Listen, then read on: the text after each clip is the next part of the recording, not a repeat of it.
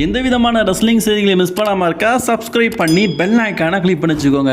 இன்றைக்கி ஜே உசோ பண்ண இந்த ரகலையை நீங்கள் எத்தனை பேர் நோட் பண்ணீங்க? இன்றைக்கி பேக் ஸ்டேஜ்லேயே பார்த்தீங்கன்னா டாமினிக் மிஸ்டீரியோ கூட மேட்ச் வேணும்போது ரியா ரிப்ளியை கேட்டுன்னு சொல்லுப்பா அப்படிங்கிற மாதிரி ஒரு வார்த்தையை சொல்லியிருப்பார். அது மட்டும் இல்லாமல் இன்றைக்கி டாமினிக் மிஸ்டீரியோக்கும் ஜே உசோக்கும் மேட்ச் நடக்கும்போது ஜே உசோ பார்த்தீங்கன்னா வின் பண்ணிடுவார். வின் பண்ணிவிட்டு ஈட் போயிட்டு அப்படியே ரியா ரிப்ளியை பார்த்து அங்கே கால் பண்ணேன்னா கால் பண்ணேன் வேறு கால் பண்ணேன் அப்படிங்கிற மாதிரி சிம்பிள் காட்டியிருப்பார். ஸோ இதுக்கு நம்ம ரியா ரிப்ளியும் பார்த்தீங்கன்னா ஒரு புன்னகையை விதைச்சிருப்பாங்க பாருங்களேன்.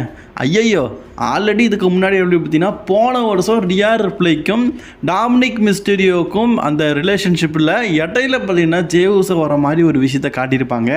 ஜே உசோ கூட ஒரு சோஷியல் மீடியாவில் பார்த்தீங்கன்னா ரியா ரிப்ளியை கல்யாணம் பண்ணுற மாதிரிலாம் பார்த்தீங்கன்னா ஒரு சோஷியல் மீடியாவில் போட்டு விட்டுருப்பாரு. இப்போது அதோடைய 2 வெர்ஷனாக தான் மீண்டும் ஜே உசோ பார்த்தீங்கன்னா ஆரம்பிச்சிருக்காரு போல. இது தப்பு இல்லை. ஏன்னா டாமினிக் மிஸ்டீரியோ பார்த்தீங்கன்னா ரியா ரிப்ளி விட்டு லீவ் மார்கன் பின்னாடி அவங்க சுற்றலை, லீவ் மார்கன் சுற்றுறாங்க. அப்படி இருக்கும்போது ஜே உசோவும் சுற்றுறதுல தப்பு இல்லைல்ல. கூடிய சீக்கிரம் ரியா ரிப்ளிக்கும் ஜே உசோக்கும் ஒரு பயங்கரமான ஒரு பாண்டிங்கை நம்ம பார்க்கலாம்னு எதிர்பார்க்க.